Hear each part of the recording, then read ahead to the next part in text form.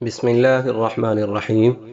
لاکھوں کروڑوں درود نبی اکرم صلی اللہ علیہ وآلہ وسلم پر اور ان کی آل پر۔ ناظرین کرام، السلام علیکم ورحمۃ اللہ وبرکاتہ۔ سلسلہ سیرت النبی صلی اللہ علیہ وآلہ وسلم کی ایک اور ویڈیو کے ساتھ آپ کی خدمت میں حاضر ہیں۔ پچھلی ویڈیو میں بحیرہ راہب کی دعوت پر بات ختم ہوئی تھی، اسی بات کو ہم آگے لے کر چلیں گے کہ جب آپ کو قافلے کے ساتھ اس لیے نہیں لے جایا گیا تھا کہ آپ کم عمر تھے، آپ وہیں درخت کے نیچے بیٹھ گئے۔ ادھر بحیرہ نے لوگوں کو دیکھا اور ان میں سے کسی میں اسے وہ صفت نظر نہ آئی جو آخری نبی کے بارے میں اسے معلوم تھی، نہ ان میں سے کسی پر وہ بدلی نظر آئی، بلکہ اس نے عجیب بات دیکھی کہ وہ بدلی وہیں پڑاؤ کی جگہ پر ہی رہ گئی تھی۔ اس کا صاف مطلب یہ تھا کہ بدلی وہیں ہے جہاں اللہ کے رسول ہیں۔ تب اس نے کہا، اے قریش کے لوگوں، میری دعوت سے آپ میں سے کوئی بھی پیچھے نہیں رہنا چاہیے۔ اس پر قریش نے کہا، اے بحیرہ، جن لوگوں کو آپ کی اس دعوت میں لانا ضروری تھا ان میں سے تو کوئی نہیں رہا، ہاں ایک لڑکا رہ گیا ہے جو سب سے کم عمر ہے۔ بحیرہ بولا، تب پھر مہربانی فرما کر اسے بھی بلا لیں۔ یہ کس قدر بری بات ہے کہ آپ سب آئیں اور آپ میں سے ایک رہ جائے، اور میں نے اسے آپ لوگوں کے ساتھ دیکھا تھا۔ تب ایک شخص گیا اور آپ صلی اللہ علیہ وآلہ وسلم کو ساتھ لے کر بحیرہ کی طرف روانہ ہوا۔ اس وقت وہ بدلی آپ کے ساتھ ساتھ چلی اور تمام راستے اس نے آپ پر سایہ کیے رکھا۔ بحیرہ نے یہ منظر صاف دیکھا۔ اب آپ کو وہ اور زیادہ غور سے دیکھ رہا تھا اور آپ کے جسم مبارک میں وہ علامات تلاش کر رہا تھا جو ان کی کتب میں درج تھی۔ جب لوگ کھانا کھا چکے اور ادھر ادھر ہو گئے، تب بحیرہ آپ کے پاس آیا اور بولا، میں لات اور عزیٰ کے نام پر آپ سے چند باتیں پوچھنا چاہتا ہوں، جو میں پوچھوں آپ مجھے بتائیں۔ اس کی بات سن کر آپ صلی اللہ علیہ وآلہ وسلم نے فرمایا، لات اور عزیٰ جو کہ بتوں کے نام ہیں، ان کے نام پر مجھ سے کچھ نہ پوچھو، اللہ کی قسم مجھے سب سے زیادہ نفرت انہی سے ہے۔ اب بحیرہ بولا، اچھا تو پھر اللہ کے نام پر بتائیں جو میں پوچھنا چاہتا ہوں۔ تو آپ نے فرمایا، پوچھو کیا پوچھنا ہے۔ اس نے بہت سے سوالات کیے۔ آپ صلی اللہ علیہ وآلہ وسلم کی عادات کے بارے میں پوچھا۔ اس کے بعد اس نے آپ کی کمر پر سے کپڑا ہٹا کر مہر نبوت کو دیکھا، وہ بالکل ویسی ہی تھی جیسا کہ اس نے اپنی کتابوں میں پڑھا تھا۔ اس نے فوراً مہر نبوت کی جگہ کو بوسہ دیا۔ قریش کے لوگ یہ سب دیکھ رہے تھے اور حیران ہو رہے تھے۔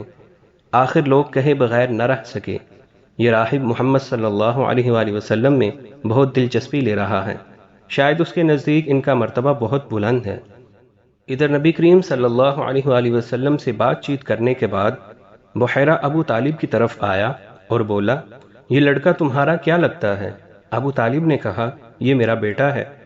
اس پر بحیرہ نے کہا، نہیں، یہ تمہارا بیٹا نہیں ہو سکتا، یہ نہیں ہو سکتا کہ اس کا باپ زندہ ہو۔ ابو طالب کو یہ سن کر حیرت ہوئی۔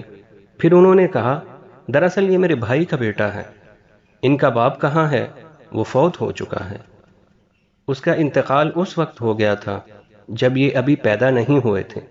یہ سن کر بحیرہ بول اٹھا، ہاں یہ بات صحیح ہے، اور ان کی والدہ کا کیا ہوا؟ ان کا ابھی تھوڑا عرصہ پہلے ہی انتقال ہوا ہے۔ یہ سنتے ہی بحیرہ نے کہا، بالکل ٹھیک کہا، اب تم یوں کرو کہ اپنے بھتیجے کو وطن واپس لے جاؤ، یہودیوں سے ان کی پوری طرح حفاظت کرو۔ اگر انہوں نے انہیں دیکھ لیا اور ان میں وہ نشانیاں دیکھ لیں جو میں نے دیکھی ہیں تو انہیں قتل کرنے کی کوشش کریں گے۔ تمہارا یہ بھتیجا نبی ہے، اس کی بہت شان ہے۔ ان کی شان کے بارے میں ہم اپنی کتابوں میں بھی لکھا ہوا پاتے ہیں، اور ہم نے اپنے باپ داداؤں سے بھی بہت کچھ سن رکھا ہے۔ میں نے یہ نصیحت کر کے اپنا فرض پورا کر دیا ہے، اور انہیں واپس لے جانا تمہاری ذمہ داری ہے۔ ابو طالب بحیرہ کی باتیں سن کر خوف زدہ ہو گئے، آپ کو لے کر مکہ واپس آ گئے۔ اس واقعے کے وقت آپ کی عمر مبارک 9 سال تھی۔ اس عمر کے لڑکے عام طور پر کھیل کود میں ضرور حصہ لیتے ہیں۔ ان کھیلوں میں خراب اور گندے کھیل بھی ہوتے ہیں۔ اللہ تعالیٰ نے آپ کو اس سلسلے میں بالکل محفوظ رکھا۔ جاہلیت کے زمانے میں عرب جن برائیوں میں جکڑے ہوئے تھے ان برائیوں سے بھی اللہ تعالیٰ نے آپ کی حفاظت فرمائی۔ ایک واقعہ آپ نے خود بیان فرمایا، ایک قریشی لڑکا مکہ کے بالائی حصے میں اپنی بکریاں لیے میرے ساتھ تھا۔ میں نے اس سے کہا تم ذرا میری بکریوں کا دھیان رکھو تاکہ میں قصہ گوئی کی مجلس میں شریک ہو سکوں، وہاں سب لڑکے جاتے ہیں۔ اس لڑکے نے کہا اچھا۔ اس کے بعد میں روانہ ہوا۔ میں مکہ کے ایک مکان میں داخل ہوا تو مجھے گانے اور باجے کی آواز سنائی دی۔ میں نے لوگوں سے پوچھا یہ کیا ہو رہا ہے؟ مجھے بتایا گیا کہ ایک قریشی کی فلاں شخص کی بیٹی سے شادی ہو رہی ہے۔ میں نے اس طرف توجہ دی ہی تھی کہ میری آنکھیں نیند سے جھکنے لگیں، یہاں تک کہ میں سو گیا۔ پھر میری آنکھ اس وقت کھلی جب دھوپ مجھ پر پڑی۔ آپ واپس اس لڑکے کے پاس پہنچے تو اس نے پوچھا تم نے وہاں جا کر کیا کیا؟ میں نے اسے واقعہ سنا دیا۔ دوسری رات پھر ایسا ہی ہوا۔ مطلب یہ کہ قریش کے لغو مجلسوں سے اللہ تعالیٰ نے آپ صلی اللہ علیہ وآلہ وسلم کو محفوظ رکھا۔ قریش کے ایک بت کا نام بوانا تھا۔ قریش ہر سال اس کے پاس حاضری دیا کرتے تھے، اس کی بے حد عزت کرتے تھے، اس کے پاس قربانی کا جانور ذبح کرتے، سر مڈاتے، سارا دن اس کے پاس اعتکاف کرتے۔ ابو طالب بھی اپنی قوم کے ساتھ اس بت کے پاس حاضری دیتے۔ اس موقع کو قریش عید کی طرح مناتے تھے۔ ابو طالب نے نبی کریم صلی اللہ علیہ وآلہ وسلم سے کہا بھتیجے آپ بھی ہمارے ساتھ عید میں شریک ہوں۔ آپ نے انکار فرما دیا۔ ابو طالب ہر سال آپ کو شریک ہونے کے لیے کہتے رہے لیکن آپ ہر بار انکار ہی کرتے رہے۔ آخر ایک بار ابو طالب کو غصہ آ گیا۔ آپ کی پھوپھیوں کو بھی آپ پر بے تحاشا غصہ آیا۔ وہ آپ سے بولیں تم ہمارے معبودوں سے اس طرح بچتے ہو اور پرہیز کرتے ہو، ہمیں ڈر ہے کہ تمہیں کوئی نقصان نہ پہنچے۔ انہوں نے یہ بھی کہا محمد آخر تم عید میں کیوں شریک نہیں ہوتے؟ ان کی باتوں سے تنگ آ کر آپ ان کے پاس سے اٹھ کر کہیں دور چلے گئے۔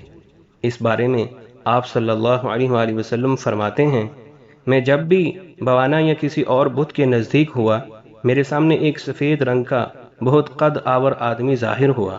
اس نے ہر بار مجھ سے یہی کہا محمد پیچھے ہٹو، اس کو چھونا نہیں۔ اب تک کے لیے اتنا ہی، اپنی دعاؤں میں یاد رکھیے گا۔